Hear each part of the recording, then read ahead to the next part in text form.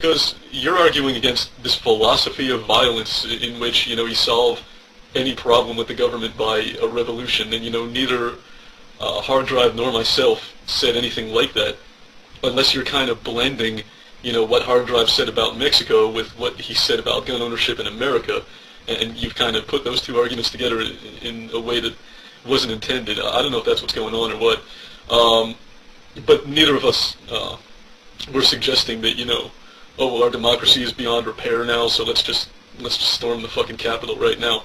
Nobody's saying anything like that. The next thing you said is that my laughter is ingenuine. I don't really know how to respond to that, man. I get so much bullshit. I get, oh, that isn't really wine in the glass. Oh, you're reading a script off the wall in front of you. I mean, what do you expect me to say to that, man? I have a weird sounding laugh. That's how I laugh. I don't know what to tell you. Now, one of the things that you said is, of course I'm not trying to say that if the government becomes really abusive and they break into your house and shit like that, then there's anything wrong with defending yourselves against them. Wouldn't I be a fool if I made that argument?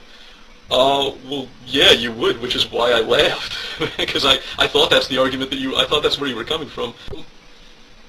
Now, it sounds to me, Christopher Seven, and, I don't want to get accused of making another straw man, but your argument isn't really coming across very clear to me, and what you're saying is, oh, well, the people who understand, good for you, and the people who don't understand, go fuck yourselves. Well, I'm trying to understand, but, I mean, maybe you can help me out here. You might be a little smarter than I am. What I get that you're concerned about, what it seems to me that you're concerned about, is not the idea of the people defending themselves. It's the idea that somebody's going to, no pun intended, jump the gun and decide to start the resistance early. Well, that cannot happen. It's impossible. This is what you guys need to realize.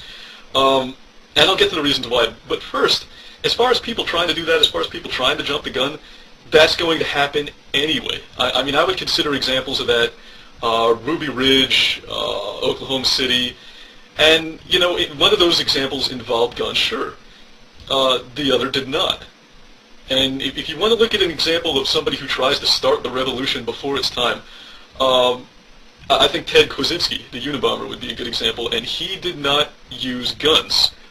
He was a very angry, scraggly-haired engineer, just like somebody that we've got here on YouTube.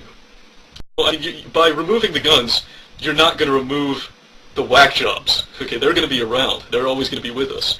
Now, let's get to this point of the revolution starting early and why it can't fucking happen. There is a book by an author named Crane Brinton, and you won't take any poli-sci course without at least coming across some mention of this book, called An Anatomy of a Revolution. And he basically examines many revolutions through history and compares the similarities to determine which factors need to be in place in order for a revolution to start. And these factors have to be in place. Right, I'm going to list those off right now. Number 1, people from all social classes are discontented. Number 2, people feel restless and held down by unacceptable restrictions in society, religion, the economy, or the government. Number 3, people are hopeful about the future, but they are being forced to accept less than they had hoped for. Number 4, people are beginning to think of themselves as belonging to a social class, and there is a growing bitterness between social classes. Number 5, the social classes closest to one another are the most hostile. Number 6, the scholars and thinkers give up on the way their society operates. Number 7, the government does not respond to the needs of its society.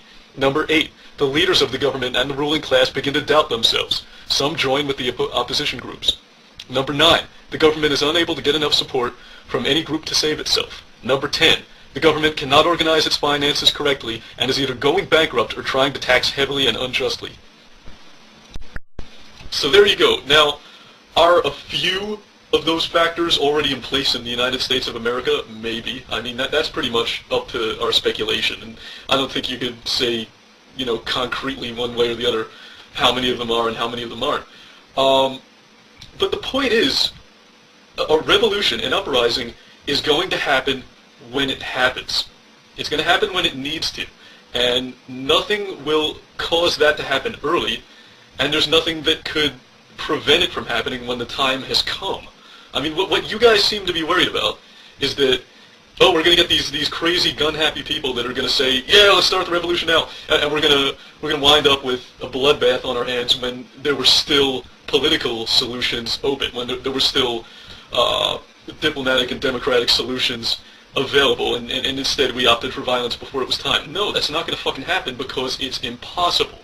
All right, a revolution is like the social equivalent of like a